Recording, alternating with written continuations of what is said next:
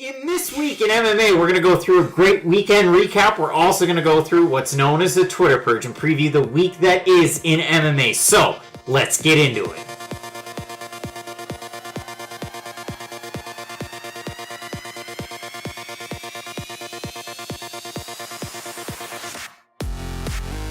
Alright, and welcome to another episode of This Week in MMA. As always, I'm one half of your co-hosting duo, Craig Allen. You can find me on Twitter and Instagram at Craig Allen FNP. Joining me this week, Matt Allen. You can find him on Twitter at Matt Allen FNP. And again, thanks so much for joining us. There's going to be an exclusive audio version of the show on iTunes, Stitcher, CastBox, so make sure you follow us there. Toss us a like, toss us a sub. We enjoy it. And you know what, Matt? We've typically been doing this show a little bit differently week over week. Yeah. We've been going out, enjoying some local grub. We had poutine. We had donaires. You might know them as gyros around the rest of the world. Certainly called gyro, but okay. Donaires here. And you know what? We've been doing a weekend recap. So what we're going to do this week, bit of inclement weather here in the Maritimes, but we had three really great cards this past weekend. UFC Rochester, KSW 49, one championship, Enter the Dragon. Not just a Bruce Lee movie. A great card. Great Bruce Lee movie, though. Nonetheless. And Matt, I mean, the real cherry on top, UFC Rochester, it was one that I had given it a C- going into the card.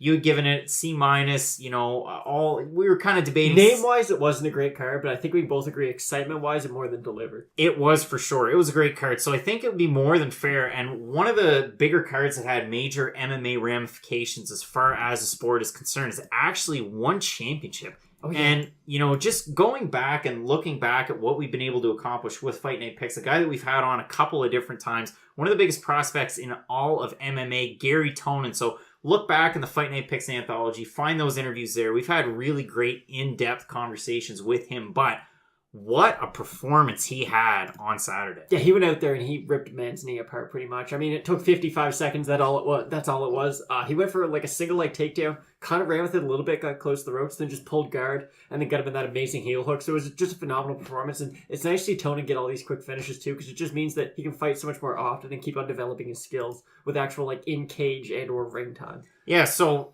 rather it wasn't on Saturday, it was a Friday, but great card nonetheless. And the thing that I really noticed, and something that we've talked about before, Gary Tonin's one of those specialists. You already know what you're getting with him. You're going to get that grappling ability, that BJJ pedigree, taking on guys like, Paul Harris. Exactly. Paul Harris. But taking on Yoshihiko Nakahara, a guy who was 13-4 at the time, legit opponent.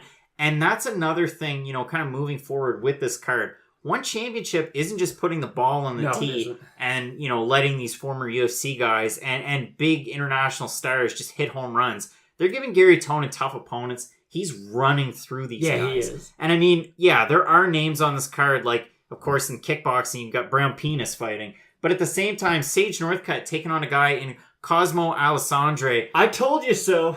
I told you so. Matt actually did call this one. Perfectly, actually. Because I know that Cosmo Alexandre, or Alessandre, however you want to say it, is a killer. And Craig was saying, oh, but Matt, he hasn't fought in a few years. It doesn't matter. He's been kickboxing doing Muay Thai. I know he got knocked out by Nicky Holzken not that long ago, but Nicky Holzken's one of the best kickboxers of all time, for that matter. So just the fact that you're fighting him in high-profile fights, I know he lost later on in the night, but still, just the fact that you're fighting him in such high-profile fights, meaning you must be doing something right in the combat sports world. And I also knew he beat Jean-Wayne Parr by low kicks twice. Not just once, but twice. So his striking acumen is through the roof. And with a guy like Sage Northcutt, who he can wrestle, he actually has a really good power double leg and he times it really well.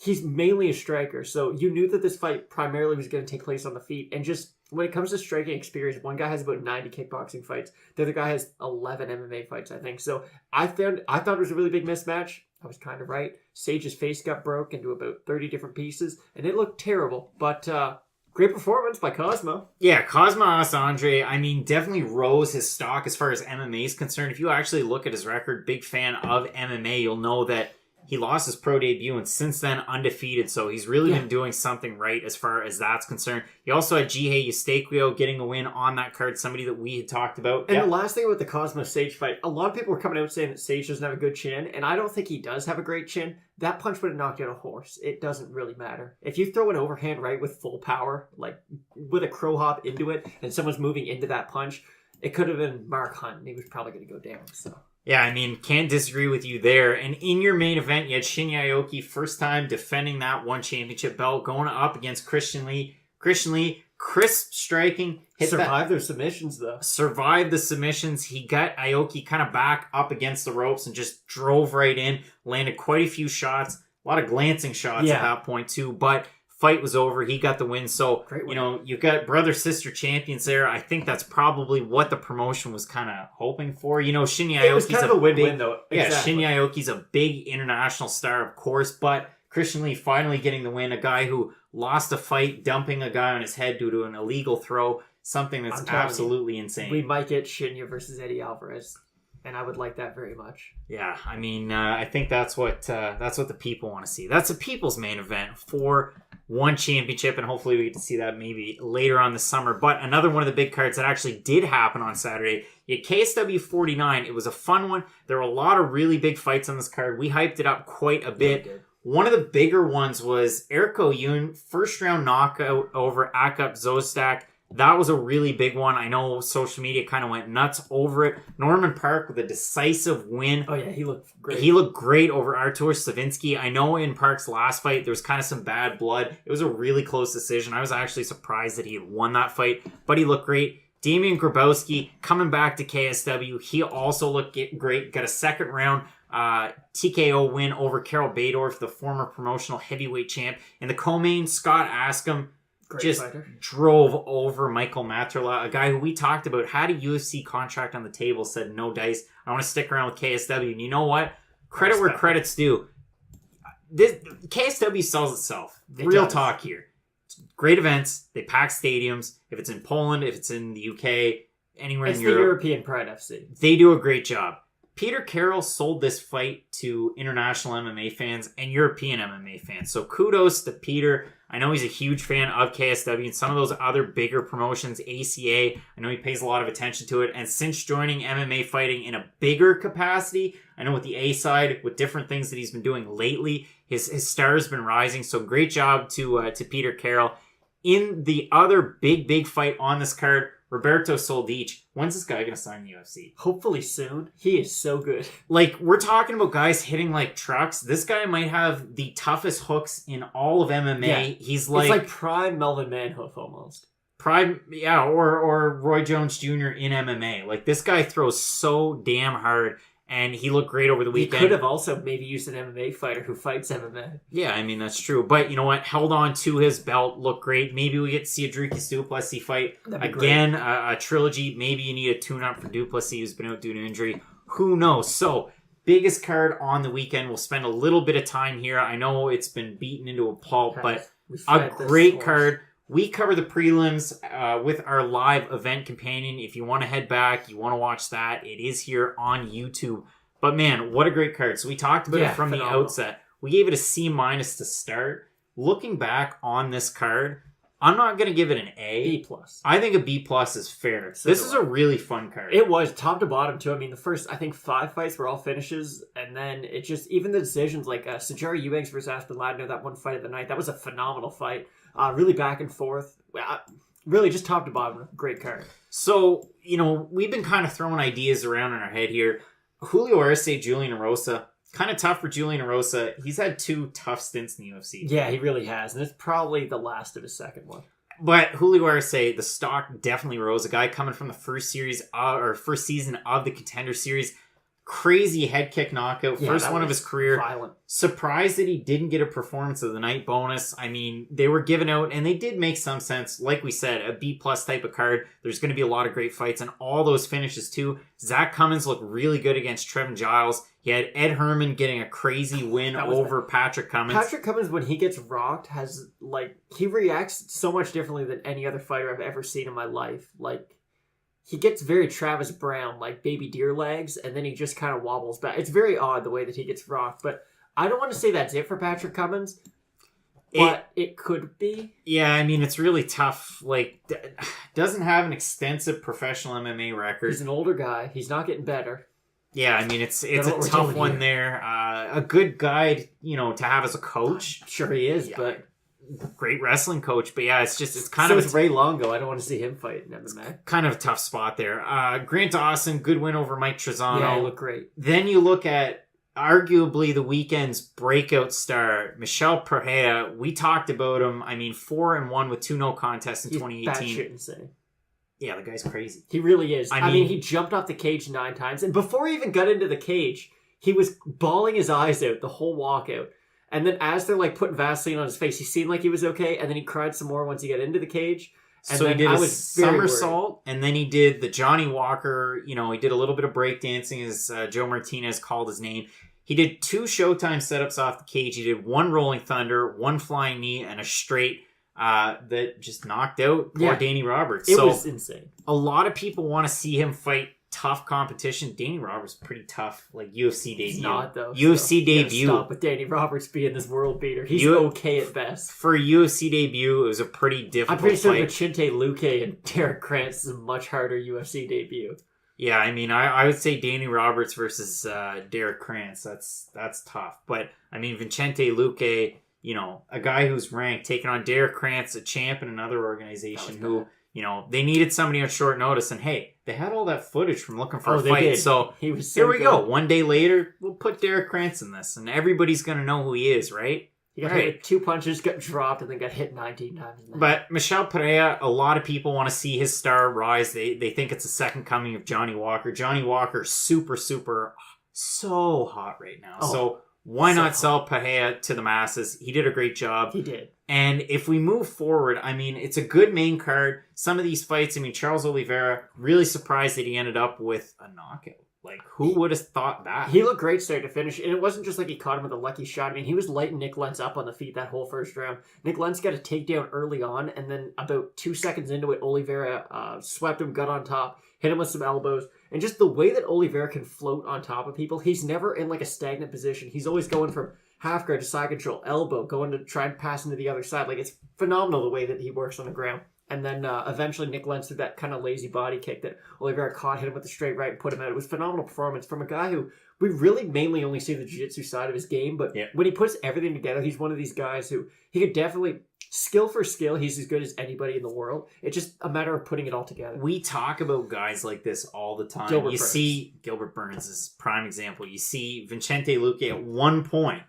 You see these guys with flashes of brilliance in some of their fights, and then they make that one key mistake. You know, their grappling's not quite there. The striking's not quite there. Are they, a specialist? Are they not? And then all of a sudden, it all comes together. And for Charles Oliveira on this night, the trilogy fight with Nick Lentz, which a lot of people probably didn't even know it was their third fight. So a great win there for him. Luque, of course, runs over Krantz looking for a fight. Those poor guys. I mean, you're almost set up to fail to be on that show. Well, same thing. Vicente Luque's had the weirdest career trajectory of any MMA fighter I've ever seen. If you look at his record, it's not that good. At one point, I think it was like 11-7, which you would look at that and you're like, well, that probably doesn't belong in the UFC. But if you look at who he's beat, I mean, he knocked out Thiago Santos, who's a light heavyweight, fighting for a title. He's fighting John Jones. And Vicente Luque, a guy who's barely in the top 15, knocked him out. It's kind of amazing the skills that he has. And the performance that really turned us on to him was when he fought Nico Price, and he just ran over Nico Price. And, I mean, Price might not be the most technically sound fighter in the world, but I think we can all agree he's one of the more exciting guys. He's definitely good at every aspect of MMA, and Luque went and shut all of that down. I mean, I don't even know if he got hit that whole fight. He just kept on going forward. Leg kick, eventually hurt him up top and then choked him out. It was a phenomenal performance. And ever since then, I mean, Luque's won every fight since then, finished everybody. But I mean, Jalen Turner just kind of got thrown to him on short notice. He knocked out Jalen Turner. Chad Laprise with short notice, knocked him out. And then same thing with Derek Krantz. I mean, you can't keep on giving him these guys with very little experience and expect them to do anything against him. I mean, he's more than proven that he's a top 15 talent, if not top 10. The Neil Magny fight would have made a lot more sense. That would have been a prove me fight, one of those kind of coming out type of fights if he was able to get the win there. But Derek Krantz, you kind of crush the can, lay it aside, and then, kind of have to wait to see what's next. I'm sure they'll give Krantz another fight just because usually when you do a favor for the UFC, they'll give you at least one more opportunity, but I mean, you're just setting a guy up to lose in this situation. Yeah, exactly. And another type of fight that wasn't necessarily setting somebody up to fail, but is the division in flux? Does it still exist? What does this do for the division? But Felicia Spencer, Megan Anderson, we had talked about this fight beforehand, said, pick Felicia Spencer. Yeah. She's going to get a submission win. Felicia Spencer got a submission win. I mean, It wasn't a surprise to you or I because shouldn't have been to anybody. We knew the grappling ability of Spencer. She competed at lightweight, won a lightweight tournament. She competed at welterweight in her amateur career. She's big for the division. She is. This is something that the UFC needs at 45 because Bellator has a totally established 45er division. PFL is starting to build a 55 division. And then out there in the world, there's 55ers, 70, there's women that fight at 45. Gabby Garcia. And then there's Gabby Garcia. But Felicia Spencer looked great in this fight. She did. She only lived in Canada for 4 years, so is she Canadian? I mean, she comes out with a flag. How many years did Megan Anderson live in Canada? None. So Felicia Spencer 0. is who we were cheering for. Exactly. So the question, I mean, Felicia Spencer had a bit of a back and forth with Yana Kunitskaya, someone who's fought at 35 for the last 2 fights after Cyborg. You had talked that maybe she has another fight on the horizon. I'm pretty sure on Twitter they have both agreed and they're just waiting for the UFC to offer contract. At the same time, Felicia Spencer and Yana Kunitskaya basically went back and forth and they agreed that they would fight, just waiting on managers and contracts. Personally, I would prefer tough. the lad fight because I do think both are more natural 135ers than 145ers, and we can't keep on doing this. Okay, we have 3 145ers, and every now and then a 35er is going to jump up, fight them, and lose. Like, either establish the division or get rid of it. Don't have this weird in between like we're doing with flyweights currently. So, but no, back to the fight. I mean, Megan Anderson looked okay to begin with. She was landing a good straight right. Every time Felicia would go for a kick, she was kind of doing what Oliveira did. Catch the kick, land a straight right, and it worked a couple times. But the way that Felicia got the fight to the ground, I mean, she got kind of a lazy single leg. Not a lazy one, but a very loose single leg. She kind of picked the leg up. Pulled guard almost. It was like a sacrifice throw. Pulled guard and then took her back. It was an amazing grappling sequence. But the real problem was it that Felicia Spencer is an amazing grappler, which I really do believe she is. Yeah. But also Megan Anderson, I don't know if she doesn't train jiu-jitsu. It has to be a combination of the two because there were certain points in that short fight where you would yell at the TV and say, Megan, turn this way. Yeah, like get up to your feet. The best She's example. such a long fighter. I know there was a joke, and friend of the show, I mean, Jay Anderson from Cage Side Press asked about the whole 6-inch height difference. But when you're 6 inches taller than somebody on the ground, look at Neil Magny. Neil Magny is, he doesn't really understand his height, but he's good on the ground, and he understands how to get to his feet. Charles Oliveira, same thing. Stefan Struve, to an extent. He's good on the ground, though. A lot of tall fighters understand how to get back up to their feet. The weird thing is, though, and especially in this fight, anyone could have done what she was supposed to do. I mean, a lot of times when someone's on their back, if someone's on your back and they don't have both hooks in, and if you bend forward, they're just going to slide off. Like, you see it a lot in MMA. Someone's too high on the back. Shimmy up. Yeah, someone just kind of goes out the back door. It happens all the time. And she had the opportunity. I mean, Felicia Spencer was over Megan Anderson's shoulder, and Megan just kind of went down with her. All she had to do was frame and stand up, and she would have been out of that completely. It was just a really weird situation, and I don't know where Megan Anderson goes from here. I mean, maybe she goes back to Invicta. That's probably the most likely scenario, but... Yeah, I mean, it's almost one of those points where they tried to push her so hard, and she, former champ, but did have that time off. She also switched up her camps in a major way. I mean, going to Kansas City, that's a big move, so... You never know. Maybe just keep her on a developmental type of deal, work your skills back up, and then come back up. I mean, we saw that with Angie Hill. We've seen it with different fighters. Go back down to Invicta for a bit. Come back up. It makes a lot of sense to do something like that, especially with she's really marketable as it is, speaks very well, and people seem to take to her quite well. So I think that would make a lot of sense. And the weird thing, too, is, we mentioned the change of camp. She went to a camp that has good grapplers. So it doesn't make sense as to why she isn't a good grappler herself. I mean, Grant Dawson won a performance of the night off of his rear naked choke submission. He's a phenomenal grappler. Zach Cummings looked terrible for 2.5 rounds, but once the fight did get to the ground, I mean, he looked great. So it's not that she doesn't have those good training partners, those good coaches that can help her succeed on the ground. It's just, I don't know if she's retaining the information. I don't know how. There's just a lot of question marks around the career of Megan Anderson at this point. And it's kind of unfortunate because, like you said, the UFC really did try to push her to kind of be, could she be the next one to beat Cyborg? But I don't think that's going to happen anytime soon. In our co-main event, both of us were incredibly, excited for this fight. I believe we both picked Ian Heinisch to win.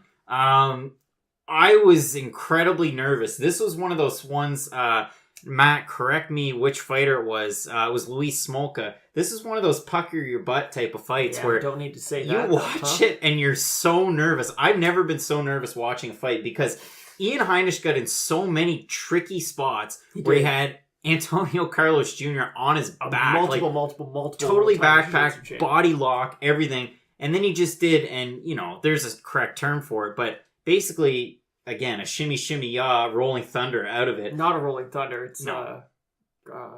Grammy roll. That's what it's called. Yeah, the old Grammy roll. But he did it I think on multiple occasions and ended up eking out a decision win. I had it rounds 2 and 3 for Heinisch, So but did I. great performance by him.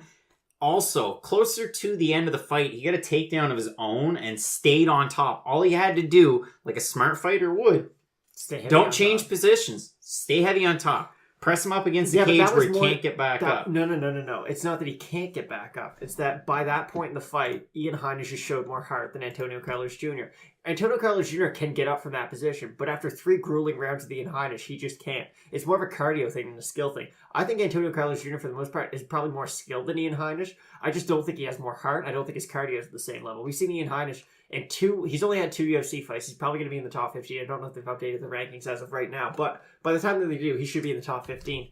And he's fought 2 world-class grapplers in both of his fights. And he did kind of the same thing to both guys. Just make them work, tire them out. Because you know by the time at the end of the second round, early third round, you're just going to take over the fight. And you're not even really seeing the best that he has to offer. I mean, he's looking pretty good. Put Ian Heinisch up against a striker. Jared Cannonier next. Legit. I mean, the guy's wrestling's great. He hits really, really hard. He's jacked. This guy's the complete package. He is. And he's really, really something special. Oh, and he Insane. speaks really well. Insane backstory. And he's got a story. So this is a really marketable guy. And if you're trying to find somebody to rally around, Ian Heinisch might be one of those guys. Yeah. And then in your main event, this is where those question marks start to pop up. So Rafael dos Anjos, Kevin Lee. As far as significant strikes landed in the entire fight, it's 60-35 by way of RDA. He was able to get the finish. More takedowns for Lee at a lower percentage, more ground passes as far as RDA. And that's the thing.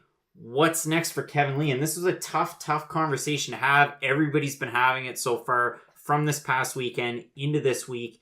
It's just a weird one because you got a guy who's lost 3 of his last 4 against great competition. He was the number 7 ranked lightweight at the time of this fight, going up against the number 3 welterweight, which it made sense because RDA former lightweight, size-wise. Kevin Lee actually looked bigger of the two. And Kevin Lee, so they say, I mean, it was double-digit the amount of pounds that he had to lose, but it wasn't anything insane. No, so it did make sense, but the guy definitely had a bit of a cardio issue because he just kept going in for the takedowns. I blame Dewey Cooper, but we'll get to that in a second. I praised him for, his ability to actually game plan properly. You look back at that Iaquinta fight, and yes, his striking totals, he went strike for strike with Iaquinta. And realistically, it was a fairly close fight. A lot of people had it 48-47. But if you look at this fight, it was a steep decline after round number 2. And it was all RDA. All he had to do, he's been in so many 5-round fights, he just has to wait, put his output up, and that's what he did. And he looked great in this fight. So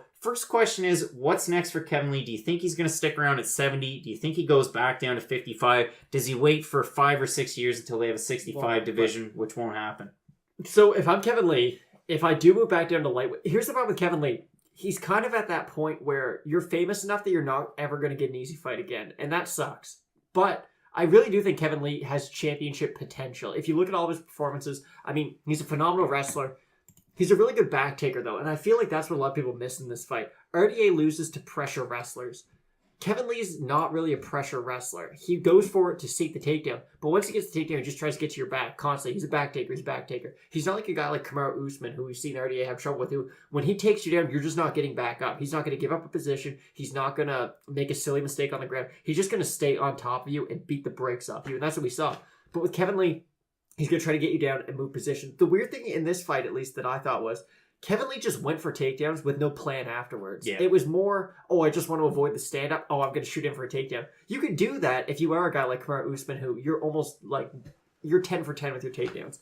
But with Kevin Lee, and you know that you have these cardio issues, you just really got to be more conscientious about kind of your game planning, because Kevin Lee is a good striker. He is a good wrestler. He's a good grappler. If you take all of the parts of his game and you put them into segments, he's really good at all of them. It just, again, he's a guy like this, Charles Oliveira. He needs to be able to put everything back together. Personally, and I know we talk about him a lot, I'd like to see maybe him fight Gilbert Burns at 155. He's a guy who's not in the top 15, and I feel like he's a big enough name that you could give him to Kevin Lee, and people wouldn't be outraged by it. And there's going to be a card in Florida coming up. Exactly, and I feel like with Kevin Lee, if he does get a really easy opponent, there's going to be a lot of backlash to it that, the UFC is just trying to hand him a can to kind of bring him back. But with a guy like Gilbert Burns, he's had enough performances that I feel like people kind of know who he is by now.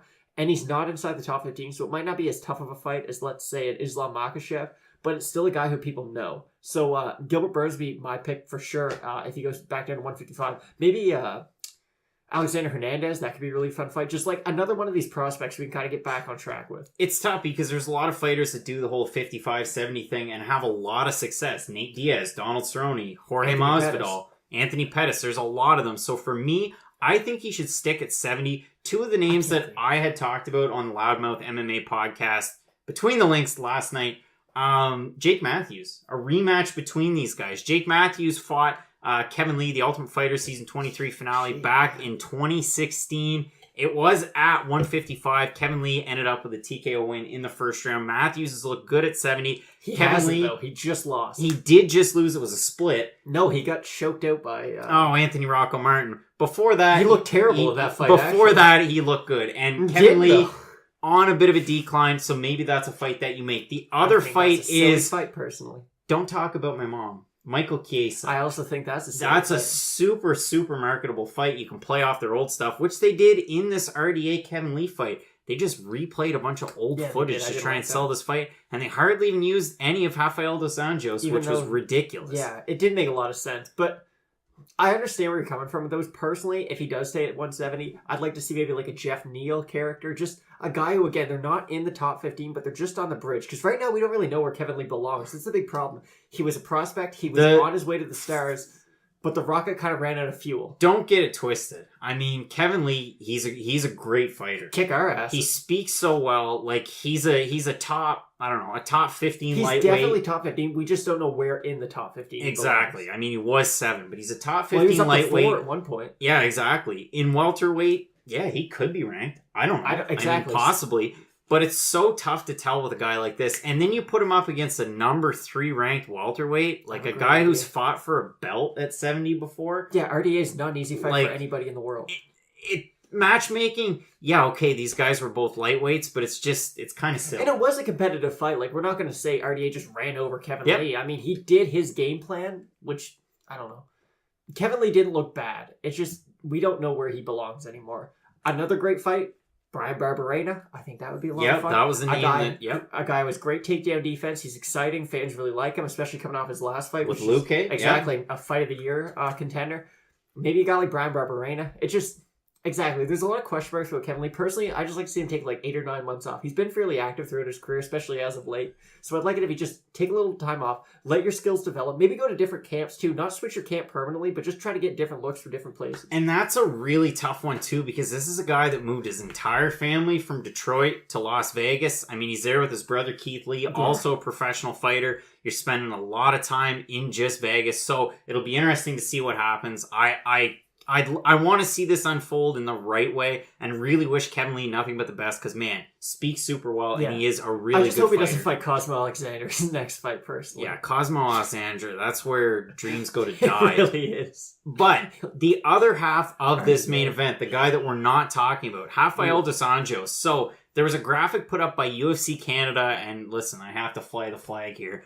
They named 4 different fighters. So Anthony Pettis, Darren Till, Leon Edwards, Santiago Ponzinibbio. The lowest rank was Leon Edwards at 11. The highest rank being Darren Till at number 6. Matt, do any of these 4 make sense? And you know what? You can really think outside of the box too. What's the most likely fight? Because if you look ahead of Dos Anjos, number 2 is Colby Covington. Number 1 is Tyron Woodley. Exactly. And then you have your champ. So it's a really tough one. I would like to see him fight Tyron Woodley. I was really pushing for that fight because he was the number 1 contender after he beat Robbie Lawler. He didn't have to take that Colby Covington fight. And it was a really close fight. I mean, people in hindsight don't really remember how close that fight was. RDA was taking Colby Covington down by the end of it. So it was a really close one. Kamaru Usman, on the other hand, we beat that dead horse. Kamaru Usman beat the brakes off RDA. But I'd like to see the Tyron Woodley fight. It was a fight that a lot of people we had thought about, especially right after he beat Robbie Lawler. So I think that could be a very exciting one. And Tyron Woodley has this problem where he's been labeled as a boring fighter, but RDA doesn't allow you to have boring fights. That's what I'm saying. You won't have that excuse going into this. RDA forces you to fight in almost an exciting way. The other thing,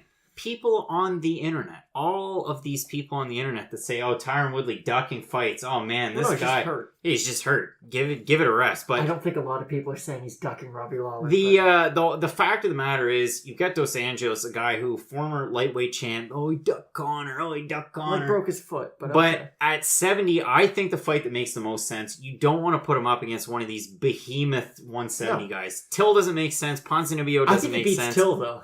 Leon Edwards makes some sense because he did look decent. F's up Leon Edwards, so. But realistically, to me, Anthony Pettis makes the most amount of sense. Pettis is ranked 8. Just the winner of him versus Diaz, if you want to take it a step further. I think Pettis beats Diaz, but let's just say the winner. Exactly. But Pettis, a guy who's ranked in the top 10, RDA isn't going to move. He might move to number 2 after this win, but yeah, again, you beat the number 7 ranked lightweight. It just keeps you in the same position. These guys fought before at UFC 185 for the belt. RDA beat Pettis. Ran through him. Unanimous decision, 50-45, and looked great. So realistically, I think that makes the most sense. Great fight. But man, it was a great card and one that we didn't expect too much out of, but this was a really special one. And a lot of these UFC cards that don't have the big name recognition, they always tend to be kind of the more, they tend to be the more exciting of the events. I'm so excited I can't even talk. 100%. You know what I'm excited for? What? The newest segment to the show. It's time for the Twitter Purge. It's time for the Twitter Purge. All right, so Matt, coming into the Twitter Purge, the biggest news from this past week in MMA on Twitter. I got nothing. This isn't MMA related, but it kind of is. Well, Paulie Malignaggi is going to fight Artem Lobov. Yes, it's going to take place in it's going to take place in Florida, where bare knuckle fights should happen. B, the press conference took place at Dave & Buster's. And C, somebody gets spat on because the most bare knuckle fighting thing you've ever heard. Because the fight's going to take place in Florida, and also they're going to have to wear Michael Jackson gloves, and also it's Dave & Buster's. So yeah, I mean, not totally surprised that this happened. A place where families go.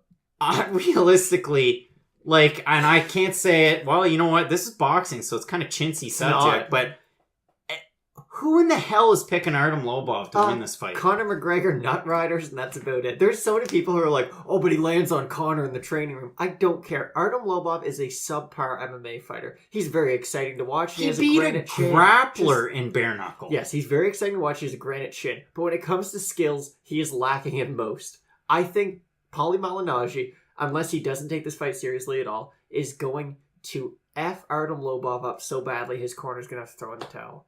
If his corner's smart enough to throw in the towel, they'll probably throw in the towel. Because Paulie Malignaggi, former 2-time boxing champion. But bro, he lost to Amir Khan. Exactly, he lost to Amir Khan.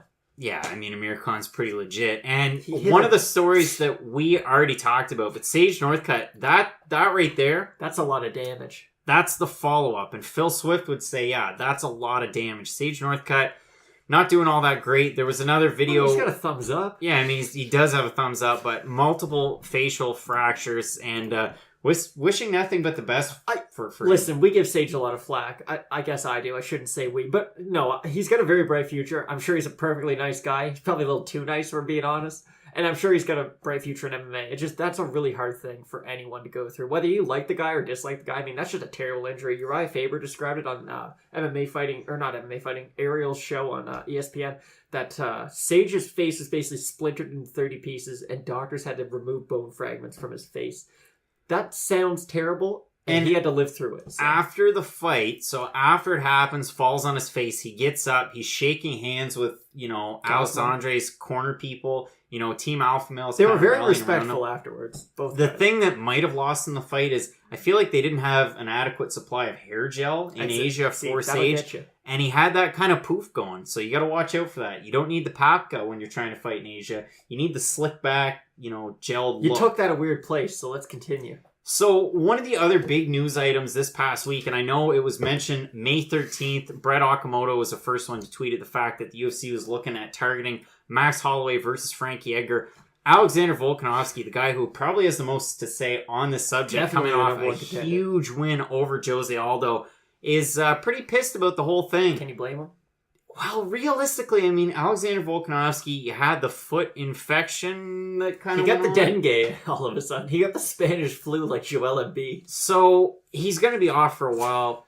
they're kind of throwing a bone to Frankie I don't Edgar. think he is going to be off for a while, though. Like, that's just something you get antibiotics, then you're fine. It's not like you broke your foot and you can't do anything for 2 months. Now he's just going to have ample time to train. And this is what's going to happen, Matt. Max Holloway's going to fight Frankie Edgar. No, he's Max gonna beat Holloway's Frankie. going to destroy Frankie I'm Edgar. not looking. I love Max Holloway, and I do like Frankie Edgar. This isn't a competitive fight in the least bit. No, Max and I mean, is so much bigger. look at It's the so odds. Exactly. And odds aren't everything, but when there's a minus 700 In favorite a title fight, opening odds, yeah, it's like that's Deontay Wilder. it's like Chris Cyborg against Exactly. anybody not named Amanda Nunes. So Pretty much. realistically, Alex Volkanovski's kind of like Frankie Edgar 2.0, and he just pushes and pushes hard, like the Frankie Edgar, Chad Mendes type of fighter. And wish him nothing Fun to but the watch. best as well in his recovery. But looking forward to that fight. Now, one of those tweets that I put out there to try and kind of gauge some interest for the Twitter purge, the changing MMA landscape. It's odd, And isn't it? this is something that we can kind of comment on because we're getting those big contracts from ESPN. We're just turning them down Yeah. to show the man. we're constant with what we do. We change up We're things. hip with it. We change up things here on YouTube. We're doing the Fight Companions. We do a different thing with our weekly show that's different than most. We do the podcast. We have some articles. We try and be different. Yeah. But the MMA landscape in general is changing towards those bigger companies. And realistically, one of the bigger ones in the world right now is MMA fighting. It is. It's kind of everybody's go-to. You trust what they have. And now ESPN seems to be poaching a lot of talent. First, Yeah. it's Ariel Helwani. Then it's Mark Raimondi. Now, Shamak Karsandu. He's gone from ESPN. He announced that he's leaving today. And at the same time, Sean Al-Shadi says that he's leaving MMA fighting really after liked 10 him. years. So I don't know if he's going to ESPN. Say that like he died. You know, he continues on Twitter to explain what's going on, but there's all sorts of stuff that we can look forward to in the future. One would assume that he's going to stick around in the same sphere, but what do you make of, all this talent leaving MMA fighting, I think ESPN grabbing more talent? Like, what's going on I here? think it's very similar to what One Championship is doing with any free agent. Basically, they're starting this whole new thing. ESPN didn't really cover MMA in that big of a scope. And since they bought all the rights to the UFC, now they show everything, they're just trying to hoard as much talent as they can, very similar to One Championship, where they're a new organization. Anyone who's free agent who has any fan interest whatsoever, they just want them. It doesn't matter how good they are, how bad they are, they just want them. And I say that almost like Sean Al-Shadi, Mark Mundy are top-tier journalists. They're phenomenal. They really are, and I'm a big fan of both. But ESPN, they just seem to be kind of like hoarding all this talent because they kind of want to see who sticks and who doesn't. I feel like that's what they're doing at least. So they just keep on signing all these people. Now for MMA fighting, they do have other really good journalists. It's just like you said, 3 of their top, I'd say 6 guys are gone. I'm not too worried for the future of MMA fighting. I'm sure it's going to be around for a while. But it is it's different at least to see all these guys you really associated with one company all kind of just getting traded to another. It's weird because ESPN's going one way, a totally different way than we saw Fox go. Fox Exactly. just hired a bunch of MMA personalities, former fighters, kind of things like that to run it, which is great if you're trying to grow the brand. But if you're really trying to dedicate yourself to the hardcores, the Mark Raimondi, Sean Al-Shadi's, Ariel Helwani, those are the type of people that you want. And Brett Okamoto breaking all the news, that's an all-star crew right there. Really so is. they are doing a good job, and it's just kind of weird to see the landscape change so drastically, so quick. And another thing with the landscape, Matt, Francis Ngannou taking on JDS. What are you thinking about this? I'm so excited. This can't be boring. Now, I did say this for Francis Ngannou versus Derek Lewis, and guess what? It was boring. But I don't see this being a bad fight. I actually favor Junior Dos Santos. I'm one of the few who does. Here's a question for you. Junior Dos Santos. Yes. So if we look at his Old last 2 fights in Australia, and then before that, he fights in Boise. Yeah, he does. And now he's fighting in Minneapolis. Oh, yeah. Let's give this guy a big city. I mean, listen, I just feel like Junior Santos is one of those names that he kind of sells no matter where he goes. So they just put him at kind of these random locations just because they know that he's going to at least sell out an arena. I think it's a great fight. Another fight that we could have talked about, but we didn't think of it beforehand, was the People's main event of UFC 238. Cowboy Cerrone fighting Tony Ferguson. There was that phenomenal promo that they put out where it was like Dustin winning the interim title, he's fighting Khabib, and it's basically just setting up as, okay, the winner of that's going to fight the winner of Tony versus Cowboy, and that fight's going to be all sorts of violent. Yeah, I mean, there's a lot of great fights coming up and a lot of different things going on Twitter. So make sure you follow along at Craig Allen FNP, at Matt Allen FNP. You can find us there on Twitter. Now, let's get into the Combat Sports Roundup and preview the week that is in MMA. All right, so the Combat Sports Roundup. We're going to preview the week that is in MMA. Not a lot and if going you're on, guys. looking for UFC, if you're looking for Bellator, if you're looking for ONE, if you're looking for KSW, you will not find them. But you will find the Professional Fighters League. If you're an MMA fan, there's all sorts of great fights taking place out there. You've got Steven Seiler, who competed in the 45 finale, last year's PFL finale, taking on Gadsy Rabadanov. Look forward to that fight. But there are some decent names that here. like Steve Harvey looks at that. Damon Jackson's one of those regional names that a lot of people are going to recognize. Jeremy Kennedy as well, the Phenomenal Canadian. fighter. Only has the one loss that was to Alexander Volkanovski. That was a one-sided last beat. In the but UFC. still. He's looked great since he's left the UFC. He's looked really, really good. Natan Schultz, another one of those names. Rashid Magomedov, a guy that a lot of people would recognize. Islam Mamedov's a good one as well. And if you move up to the top of the card, you've got Andre Harrison, Chris Wade, and Lance Palmer all at the top. Lance Palmer won the 45 division last year, so kind of good to see him there. You've also got TKO 48 coming at you from Gatineau, Quebec. Jacare Souza. Nope, it's Roger. Yeah, it's Roger Souza. But yeah, Gatineau, if you're hanging out in the Ottawa, Ontario region, Beautiful area. throw a stone. You might hit Gatineau. It's right across the bridge there.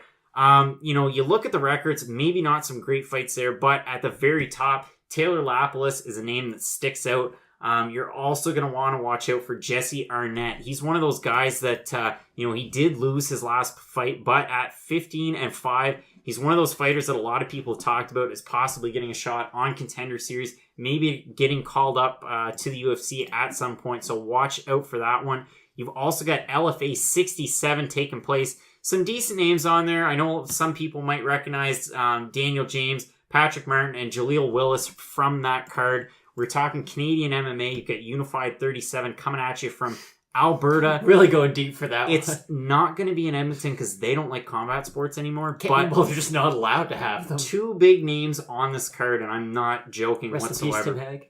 Friend of the show, Tanner Bozer, the Bulldozer, from ACB, competing for that 265-pound title against Jared Call Kilkenny. it a heavyweight title. Teddy Ash as well at 205. 13-4, a decent record. He's one of those guys that, even in talking with Tanner Bozer, they're teammates, and Tanner said, this is a guy you got to watch out, possibly, maybe a UFC shot at some point. He has beaten some bigger names. Dominic Steele's one of those guys that you might recognize there. He fought Checo Alves. He lost, but he still fought him. Yeah, still. So it's a decent card there. And also Pancrase 305, one of those names we're going deep for these. that you might recognize. From Nazareno 1994. Maligari, and Matt and I actually made a big point of him before we started. Got a If you hell of a look record. down at his record, he competed in the first season of PFL, had that loss against Andre Harrison, the win over Marcus Galval.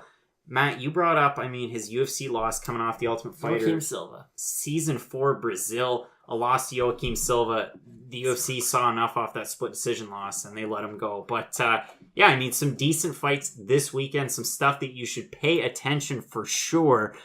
But I will say, it was a great weekend in MMA. Next weekend we have the return of the MAC, Anthony Smith versus Alexander Gustafsson. That's not going to be a fun fight to watch if you like Anthony Smith, but it's still happening. There's a lot of stuff to enjoy. I'm going to enjoy my weekend. Matt, you're going to enjoy your weekend. We've got some fights coming up. PFL is during the week, so you can enjoy that at your leisure on Thursday nights. It's nice having Thursday night fights too. I love, in the summer too, because you get Dana White Tuesday Night Contenders at Tuesday. Then you have PFL on Thursday. Sometimes you'll get a Bellator on Friday and then UFC on Saturday. If you love combat sports, this is a great time. You're going to Jack Swagger your weekend. Did not know where you were going with that. It's going to be enjoyable. But want to thank everyone for joining us this week in MMA. Again, you can find us on Twitter at Craig Allen FNP, at Matt Allen FNP. Be sure to check out the Loudmouth MMA Podcast Network.